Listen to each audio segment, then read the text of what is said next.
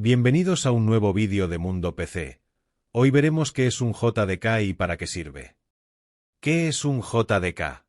JDK significa Java Development Kit. Es un conjunto de herramientas para desarrollar programas en el lenguaje de programación Java. El JDK, o Java Development Kit, incluye todo lo necesario para programar en Java.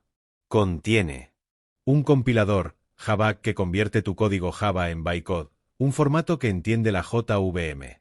Las bibliotecas estándar, herramientas ya hechas que te ayudan a crear software más rápido. Y la JVM, máquina virtual de Java, el motor que interpreta ese bytecode y ejecuta el programa en tu ordenador. Esto quiere decir que si quieres crear aplicaciones en Java, el JDK es imprescindible para poder desarrollar y probar tu código. ¿Para qué sirve?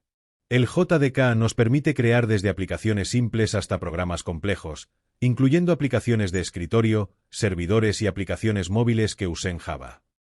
También nos da acceso a herramientas para depurar, probar y empaquetar nuestros programas, facilitando todo el proceso de desarrollo.